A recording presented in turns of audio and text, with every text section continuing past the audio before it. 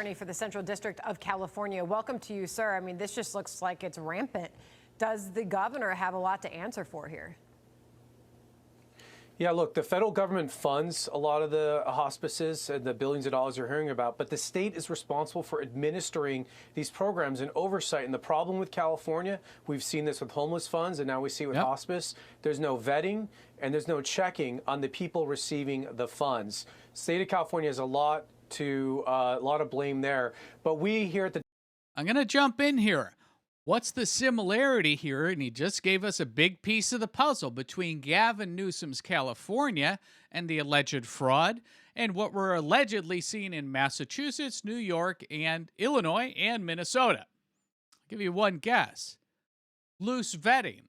Now, is that intentional? I would argue yes. Yes, this is no coincidence that these blue states are being run by liberal left governors, and each one of them intentionally is allowing for this type of fraud to happen. We've seen this in spades in Minnesota with Tim Walz, where he is allowing this to happen under his watch, where the whole Somali community is being funded, many of them, by alleged fraud with child care services, with COVID fraud, etc.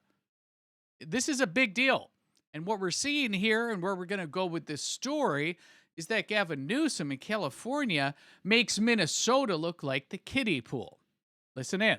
Department of Justice, we're now working with the Vice President's Fraud Task Force. We're laser focused on bringing criminal charges and arresting folks involved in this. And I think you're going to start seeing that here really, really soon. Wow. All right. Well, Rep. James Comer suggesting that the taxpayers are on the hook for all of this California fraud. Listen.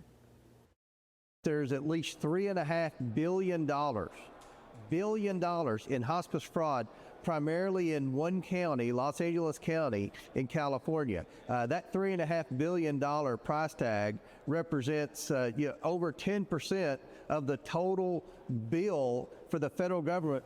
So what efforts are being made to make sure that taxpayers aren't on the hook for this? Well, look, we're working hand in hand with Dr. Oz. Dr. Oz is responsible for administering the Center for Medicare Medi-Cal funds, and he's shutting it down. He's turning off the spigot of money going out. But this problem is so massive, and no one's done anything about it. The governor is all talk. They are not serious in the state of California of going after fraud. They let out half of the prisoners out of the state of California. They have basically decriminalized most criminal offenses here. They are not serious about crime. So the federal government's stepping in, and when we charge you, you're looking at serious prison time. And the only way you're going to get deterrence, Sandra, is when the public sees people getting handcuffed, arrested, and convicted and sentenced to long prison sentences. Yeah, I'm going to jump in here, and he's exactly right, but I'm going to turn this on us, on the right.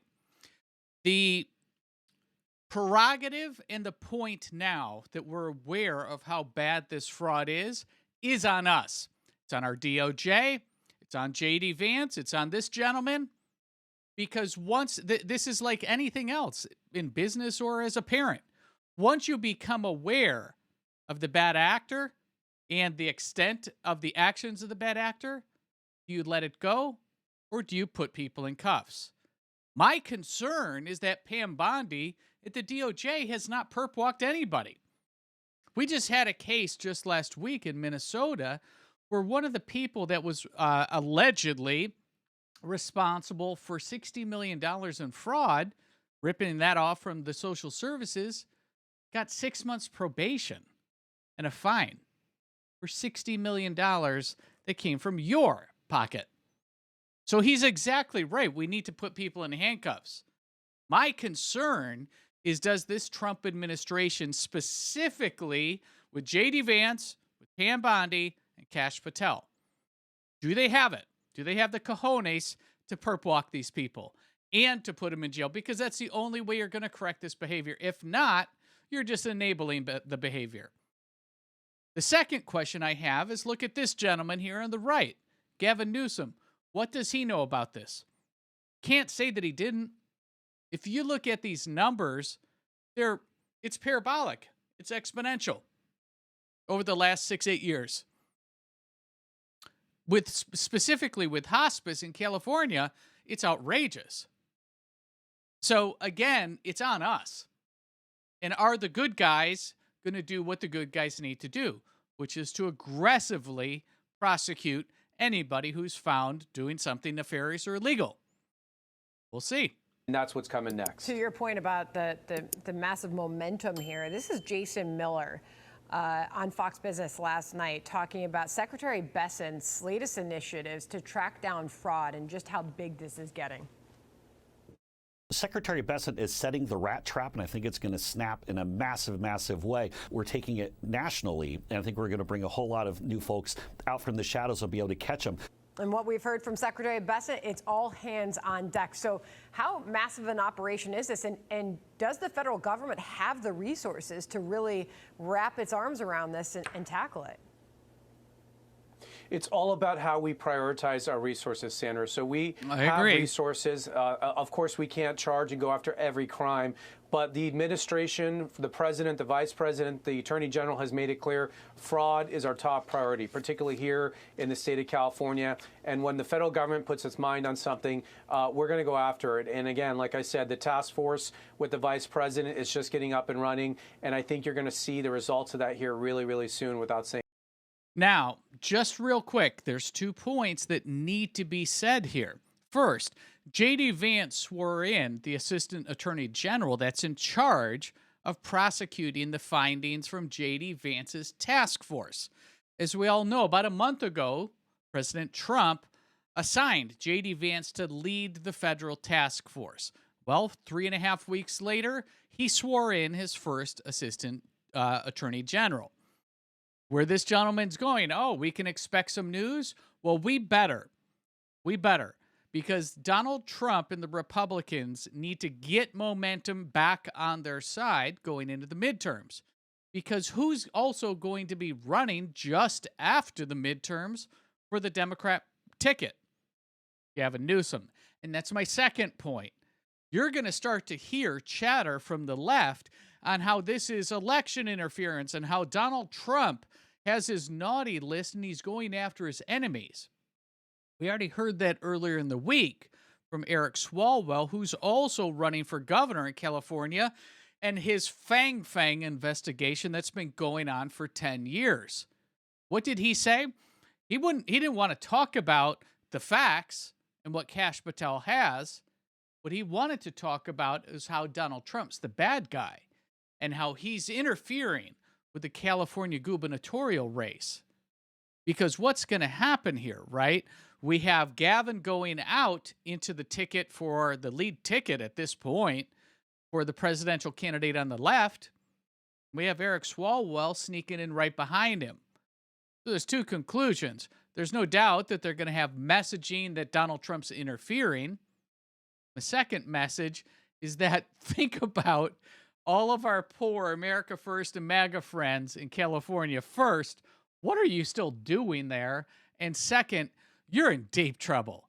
If you thought Gavin Newsom ran that state into the ground, you ain't seen nothing yet. Wait till Eric Swalwell, your next governor, gets in charge. I mean, this is where the state is right now, where they basically are walking Gavin Newsom out and bringing Eric Swalwell in, because there's really no other candidates that are leading the charge or have the numbers or the machine behind them. Swalwell does. Too much. Bill, can I finish up by asking you about the No Kings protests in Los Angeles over the weekend? Obviously, we saw some of them escalate into absolute chaos. This is a kill your local ICE agent spray painted on the side of a building for all to see. I want to get your reaction to the weekend. I'll tell you my reaction. It's real quick. Are you ready for this? I know our federal government has enough satellites up in the sky to see your rectum. They know what color your ear hair is and read your license plate. I mean, come on. Look at this gentleman that's just defacing a federal building and then threatening authorities. We should absolutely be able to tell who he is. Oh, but he's got his face covered. Just follow him around for a little bit. If we can track terrorists down to a micromillimeter, don't you think we can track this guy down? Can't be that hard. Put an actual police officer trailing him. Where are the police officers, right? Think about the local liberal mayor of Los Angeles, Karen, right? Karen Webb? She's nuts. And she should have police officers all over the streets here. We have media that's right here documenting everything. Let's trail this guy. Unbelievable that at this point that this is still tolerated or able to be done. Unbelievable. And you know how this is going to be addressed. Yeah, it's absolutely disgusting. And this is what our agents, our brave men and women who are out enforcing immigration laws here have to deal with on a day-to-day basis. A lot of these agitators are enabled and encouraged by the political class here in California. But I want to be clear, what you see on your screen right there is a federal crime. We are looking for, and we will find that person, and they will be charged with a federal crime. We have charged more than 100 individuals with assaulting. Just look at this street view. Where are the cops? Where are the police? This is what happens, right, when the left has that defund police mantra that they run with. Where are the police? Where's law enforcement? Nowhere to be seen.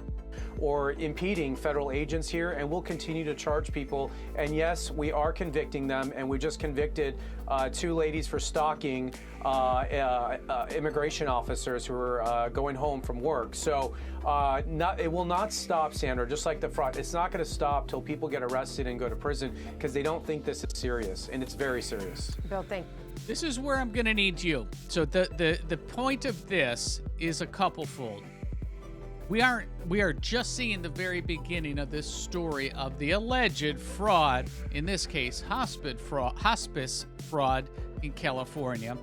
This is going to be a winning message for the Republican side if Donald Trump can get Kash Patel, J.D. Vance, Pam Bondi, and all of these assistant AGs in line, lockstep, prosecuting the fraudsters. That will win. That will win. That alone will win. Secondly, though, prepare yourself for the message from the left. Election interference, they're going to say it. It's obvious. We already know what they're going to say. When the reality of the matter is that when your lead candidate for president, right, Gavin Newsom, is running a state where we have fraud that's rampant, you're going to get attention from the authorities. It has nothing to do with what you want to be, Gavin, when you grow up.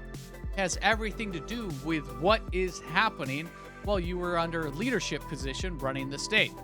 But that message doesn't matter. I guess facts don't matter here in this case. But this is where I want you to get active in the comments because I want to hear your thoughts. Let's start to get the America First platform outlined and the response that you want to see. Let me know in the comments down below. It's important that we do this. Because, again, we need to get this momentum going into the midterms. Our very next story, if you are interested, I think you should be, you don't want to miss. In this instance, I'm going to go through some news that you might have missed on Don Lemon. He's running for president. Let that sink in for a second. He wants to run for president, and he just may be running for president in 2028. We have the whole breakdown on that story. It's coming up next. You're going to want to see it.